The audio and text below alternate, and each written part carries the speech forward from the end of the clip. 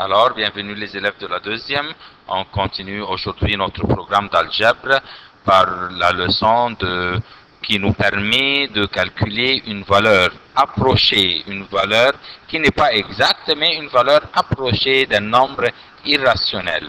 On sait qu'on ne peut pas savoir exactement la valeur d'un nombre irrationnel. Alors, dans cette leçon, nous allons apprendre comment calculer une valeur qui est approchée de ce nombre irrationnel.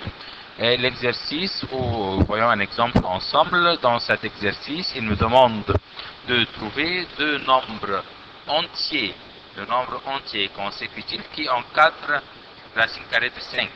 Racine carrée de 5 est un nombre irrationnel. On veut savoir deux nombres qui encadrent racine de 5. Encadre, ça veut dire un nombre entier tout à fait, le premier nombre entier tout à fait avant la racine carrée de 5 et le nombre entier tout à fait qui suit la racine de 5. Comment on va calculer ce nombre? Tout simplement, nous allons écrire racine carrée de 5 au milieu comme ça. Et on va mettre les deux signes de l'inégalité. Et ici, on cherche le nombre entier qui se trouve avant la racine carrée de 5. Et ici, on va essayer de trouver un entier qui suit la racine carrée de 5. Comment? On va calculer ou on va mettre ici la racine carrée d'un nombre carré parfait qu'on connaît déjà sa racine carrée. Quel est le nombre dont on connaît la racine carrée qui est juste avant le 5? C'est 4. Alors, on met ici racine carrée de 4. Quel est le nombre carré parfait qui suit le 5? Le 6 n'est pas un carré parfait, ni le 7, ni le 8, mais le 9, oui, le 9 est un carré parfait car sa racine carrée est 3. Alors ici, on écrit racine carrée de 9. Alors, on sait que racine carrée de 4 est égale à 2, et racine carrée de 9 est égale à 3. Alors, racine de 5 est encadrée par 2 et 3. Alors, les deux entiers consécutifs qui encadrent racine carrée de 5 sont 2 et 3. Voyons un autre exemple pour mieux comprendre.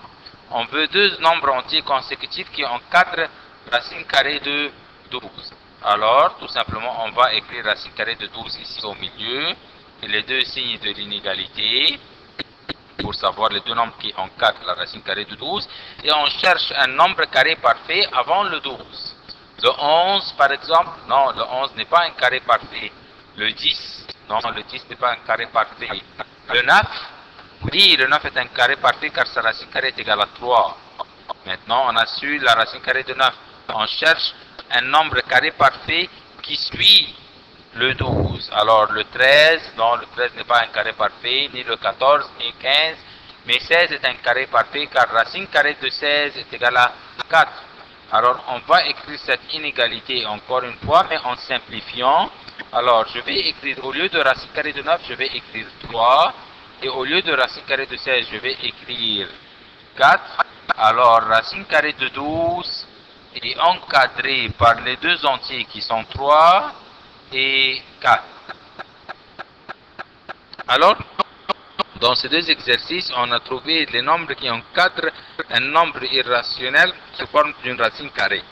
Dans cet exercice, on va essayer de trouver deux nombres entiers consécutifs qui encadrent un nombre irrationnel sous forme d'une racine cubique. De la même manière, on va écrire racine cubique de 10 au milieu. Et on va essayer de trouver deux nombres qui soient cubes parfaits. Et on va écrire ici la racine cubique et ici une racine cubique. Et on doit chercher deux nombres qui soient cubes parfaits pour les écrire au-dessous la racine cubique. Alors avant 10, on a 9, non 9 n'est pas un cube parfait. On a 8, oui car la racine cubique de 8 est égale à 2. Alors maintenant on a su la racine cubique de 8. On cherche un nombre cube parfait après le 10. 11, non 12, 13, 14, 15, 16, non 17, 18, 19, 20. Alors non, 24, 25, 26, oui c'est 27, car racine cubique de 27 est égale à 3. Alors on réécrit encore une fois cette inégalité, mais au lieu de racine cubique de 8, on va écrire 2. Et au lieu de racine cubique de 27, on va écrire 3. Alors racine cubique de 10 est au milieu, elle est encadrée par le 2 et le 3. Alors racine cubique de 10 est encadrée par 2 et 3. Ce sont les deux entiers qui encadrent racine cubique de 10. Racine cubique maintenant de moins 20. On doit faire attention au moins. On va le négliger dès le début.